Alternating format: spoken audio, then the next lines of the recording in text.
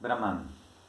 El término Brahman, que en el texto del capítulo anterior se ha traducido como poder sagrado, Brahmana, Parimaraja, el morir en torno al poder sagrado, ha sido el concepto más importante de la religión y de la filosofía de la India desde los principios de los tiempos védicos. A medida que avancemos en nuestro estudio, el sentido de Brahman se hará manifiesto y claro. No es una palabra que pueda traducirse sencillamente al inglés o al español. Sin embargo, podemos preparar el terreno con una breve investigación preliminar siguiendo las líneas que han merecido mucha estimación en la teología védica y en las ciencias hindúes desde las épocas posteriores como técnica para describirlo no solamente el sentido del término Naman, sino también la naturaleza esencial del objeto significado, rupa. El procedimiento consiste en efectuar una reseña etimológica de los vocablos en cuestión. Consideramos la frase Brahmana Parimaraja, la raíz mr, mar, morir, se relaciona con mortal y el prefijo pari corresponde al griego alrededor. Por ejemplo, en perímetro, medida alrededor, es decir, circunferencia. Periscopio, instrumento para mirar alrededor. La terminación a, que se añade a la raíz, forma un sustantivo verbal. De este modo traducimos el término parimaraja por morir alrededor. En el mencionado contexto, el profesor Keith traduce Brahman por el poder sagrado, frase que merece adecuada y feliz, que me parece adecuada y feliz, pues circunscribe el término como corresponde al caso especial del texto mágico. En el sustantivo Brahman, Bra es el tema, Man es la terminación, la forma manaha del texto es el genitivo. Esta terminación man se encuentra también en atman, karman, na, man. Su función consiste en formar sustantivos que denotan una acción, nomina actionis. Por ejemplo, atman, de la raíz an, respirar, aunque algunos creen que viene de at-ir, es el principio de la respiración o de la marcha, que es la vida. Del mismo modo, karman, la raíz kr, hacer, es obra, acción, rito, ejecución, y naman es de la raíz gña, conocer, significa nombre. Ahora bien, el término bra aparece en las formas más breves y más débil como br, y ambas formaciones aparecen en ambos nombres de la divinidad védica Brahspati, también llamada Branashpati, que es el sacerdote doméstico y el gurú de Indra, rey de los dioses. Así como todo rey humano tiene como gurú un sacerdote doméstico brahman, que le sirve también de mago de la corte, defendiendo al rey de los demonios, de las enfermedades, de la magia negra, de sus enemigos, y realizando para su rey contraataques mágicos para que su rey sea supremo, un Maharaj. Así, también Indra era servido por este divino Brahspati, que desempeñaban el papel tradicional de consejero espiritual y político del dios rey. En efecto, en virtud de la sabiduría poderosa de Brahspati, Indra conquistó a los antidioses o titanes, Ashura, y los mantuvo a raya en sus moradas subterráneas. Brahspati es el arquetipo celeste de la casta de los brahmanes, que personifica el arte y la inventiva de rituales, inefable en sus astutos recursos, encarnación de la quinta esencia de las muy desarrolladas facultades intelectuales del genio hindú.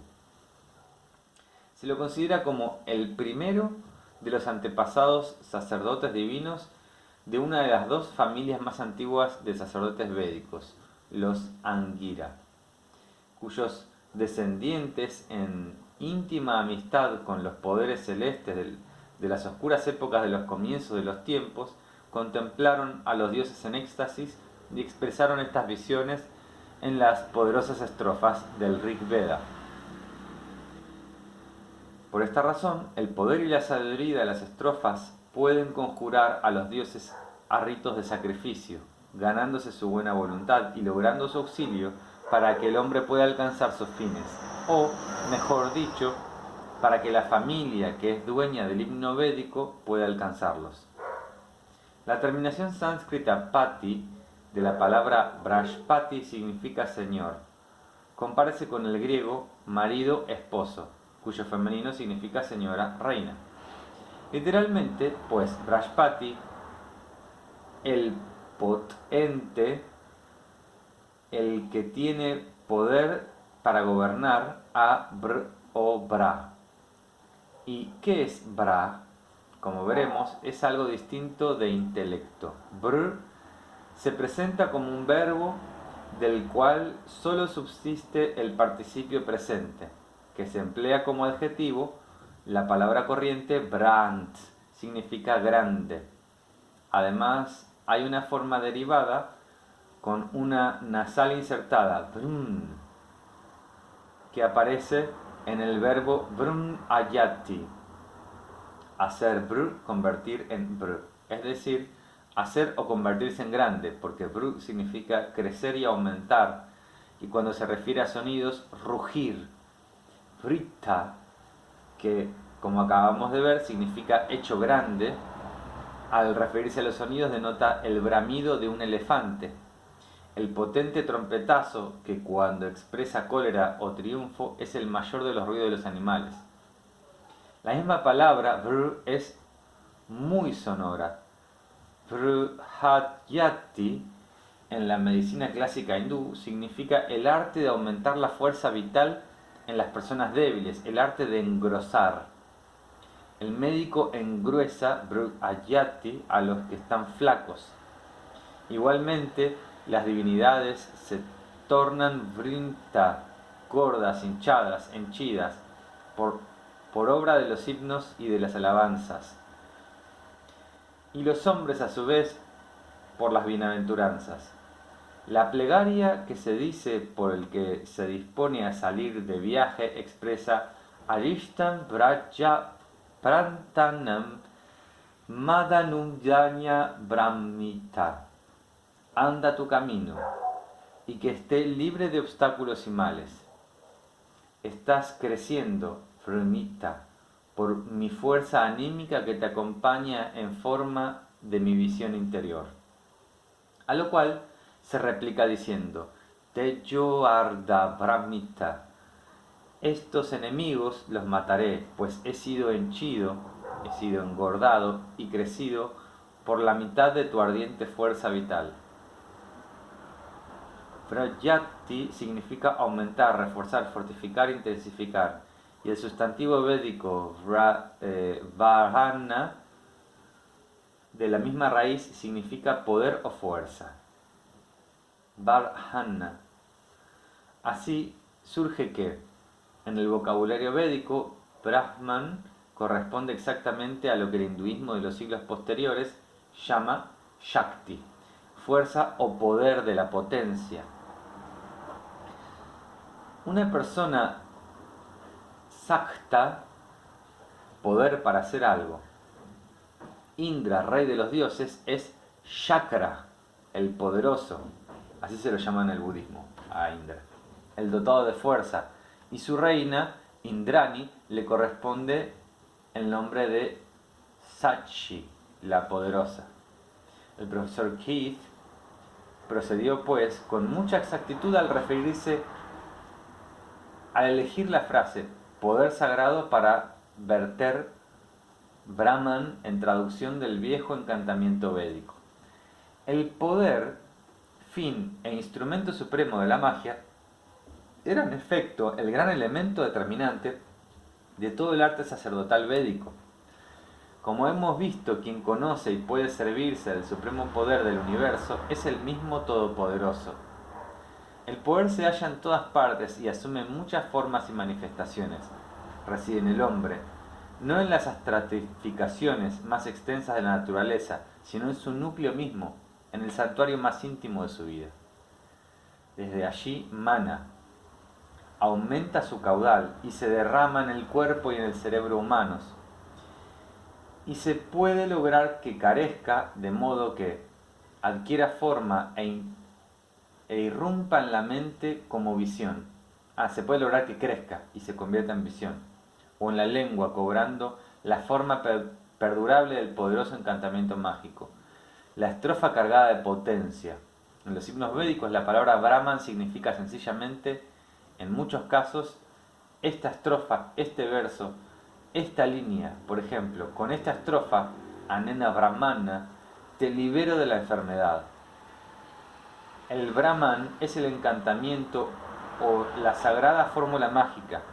Es la forma cristalizada y congelada de la más alta energía divina, o, por así decirlo, su forma comodal y manual. Esta energía late perennemente en el hombre, dormida pero capaz de ser activada por la concentración mental hasta convertirse en vigilia creadora. El sacerdote mago la cuida como si la incubara y así consigue que su mente la aproveche para sus fines, haciéndola cristalizar en el encantamiento. Cuando todavía no ha cristalizado, cuando aún no ha precipitado en su estado líquido o etéreo, constituye el poderoso impulso que surge del subconsciente. En otras palabras, el Brahman es aquello mediante lo cual vivimos y actuamos, la espontaneidad fundamental de nuestra naturaleza. Como Proteo es capaz de asumir la forma de cualquier particular emoción, visión, impulso o pensamiento. Mueve nuestra personalidad consciente por premoniciones, relámpagos de aviso y explosiones de deseo, pero su fuente se oculta en lo profundo, alende la experiencia sensible y el proceso mental. Brahman trasciende todo eso y por ello es trascendente, lo que la psicología moderna llama inconsciente, el inconsciente. El Brahman es propiamente lo que se halla más allá de la esfera y el alcance de la conciencia intelectual.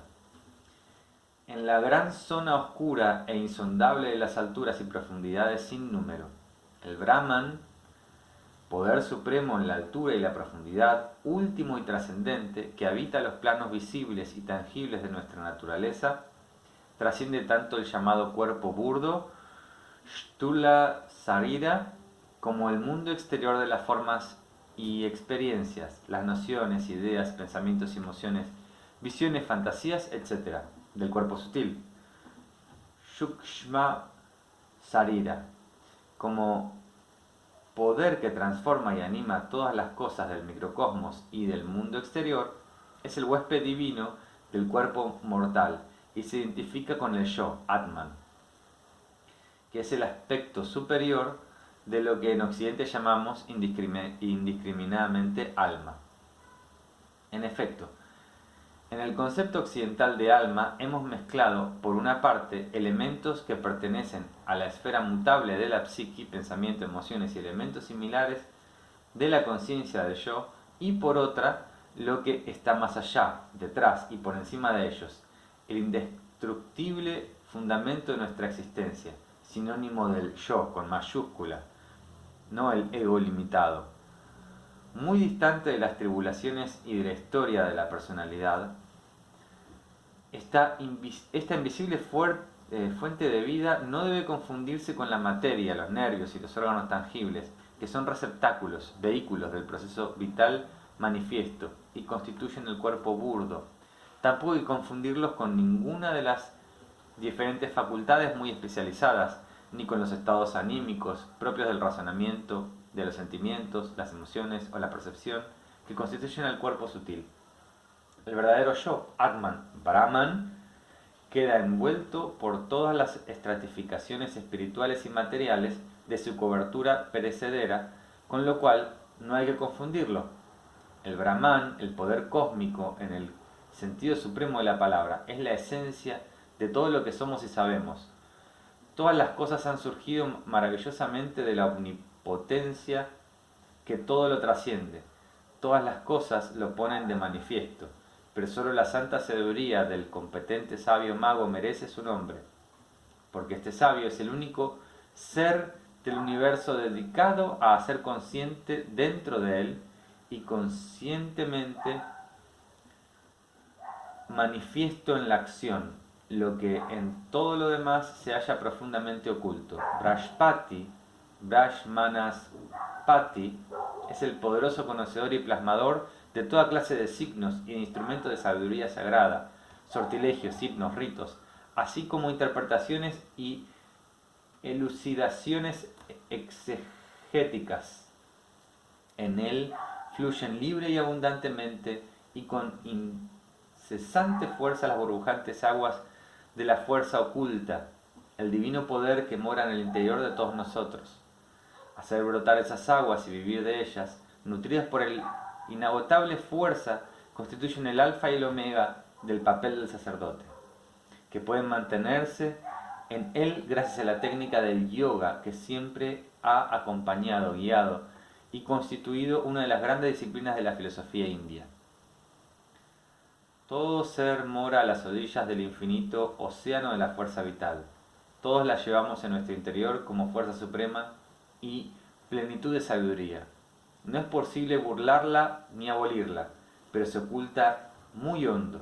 Se halla en la cripta más oscura y más profunda de nuestro ser, en el manantial y ontanar más abisal.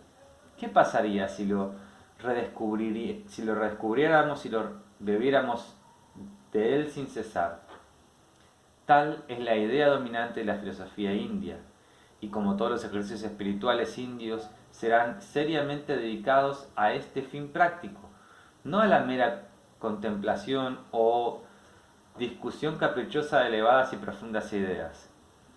Se puede considerar que representan uno de los sistemas de pensamiento más realistas, prácticos y positivos que jamás hayan erguido en la mente humana. La búsqueda que ha inspirado y deificado el espíritu del hombre en la India a través de los tiempos ha tenido por objeto averiguar cómo se llega al Brahman y se sigue en contacto con él, cómo identificarse con el Brahman viviendo fuera de él, cómo llegar a ser divino estando aún en la tierra, transformándose, renaciendo con pureza del diamante en el plano terrenal. Pero no podemos decir que este sea un objetivo exclusivamente indio, pues se haya reflejado en muchos de los mitos de diferentes partes del mundo. El antiguo héroe mesopotámico Gilgamesh partió en busca de la planta de la inmortalidad. El caballero Owain, en la leyenda del rey Arturo, halló la fuente de la vida, Parsifal, el santo grial. Igualmente Hércules venció al monstruoso perro guardián del reino de la muerte y tras innumerables hazañas ascendió por la llama de la pira funeraria para alcanzar su sede inmortal entre los dioses. Jasón y los héroes griegos, desde su tiempo con su intrépido navío Argos, alcanzaron el vellocino de oro. Orfeo buscó a Eurídice, su alma querida, con la esperanza de rescatarla de entre las sombras, y el emperador chino Xi Huang envió una expedición que nunca regresó al ancho mar de Oriente, en busca de la planta de la inmortalidad de las islas de los bienaventurados. Estos relatos representan con un lenguaje universal de las imágenes mitológicas la eterna búsqueda que mueve al hombre. La aventura fue continuada en la Europa medieval en laboratorios secretos de los misteriosos alquimistas, preocupados por transmutar la materia vil en oro imperecedero y producir la piedra filosofal como si fuera el Brahman materializado, y cargados por un poder supremo capaz de dominar todos los fenómenos y transformar cualquier cosa en cualquier otra. Por todo el mundo encontramos hombres que se empeñan en alcanzar este summum bonum, el oro, la perla, la planta de la inmortalidad, Maui, el héroe polinesio, famoso por sus tretas, perdió la vida cuando intentaba ganar la inmortalidad para los hombres zambulléndose por la garganta de su antepasado Hinihuiltepo. De muchas maneras se ha emprendido la búsqueda. En Occidente la continuamos con nuestros médicos. Los rasgos característicos de la búsqueda practicada de la India es su formación y ejecución en términos de pensamiento. Por tanto, la filosofía india no contradice, sino más bien aclara y corrobora los símbolos mitológicos universales conocidos. Es nuestra disciplina práctica y física mental, lo es, tendiente a realizarlos en la vida, despertando y ordenando la mente. Pero antes de embarcarnos en nuestro estudio de las técnicas empleadas por los indios en esta perenne aventura humana, tenemos que enterarnos de las condiciones generales de la vida de la India, lo cual puede lograrse bosquejando brevemente las tres filosofías indias de la vida humana, el llamado Trivarga. Las doctrinas de la política, del Arthashastra, las psicológicas del Kamayastra y la ética del Dharmayastra, pues lo que los hombres tienen que convertir en esencia divina son precisamente las vicisitudes que afligen sus personalidades tangibles, las cadenas de sus deseos y sufrimientos, posesiones, artas, placeres, kama y virtudes, dharma. A todo eso que le constituye la vida misma del viejo Adán, muere el héroe aventurero cuando pasa de lo familiar y lo conocido a lo que está más allá y por debajo de ello, omnipotente, pero normalmente fuera de nuestro alcance. Renacimiento y liberación significa ir más allá de lo conocido. Uno tiene la impresión de que la India no se habría alzado a especulaciones tan sublimes en planos trascendentes si las condiciones de la vida hubieran sido un poco menos desesperadas. La liberación, moksha, solo puede convertirse en la principal preocupación del pensamiento cuando lo que ata a los seres humanos a sus existencias seculares normales ya no les deja ninguna esperanza, cuando representa solo deberes, cargas y obligaciones, cuando nos propone tareas o fines promisorios que estimulen y justifiquen ambiciones de plenitud en la tierra. La propensión de la India a la búsqueda trascendente y la miseria que se refleja en su historia sin duda se relacionan íntimamente y no dejan de ser consideradas por separado. La despiadada filosofía política y las sobrehumanas proezas metafísicas representan el anverso y el reverso de una misma experiencia de la vida.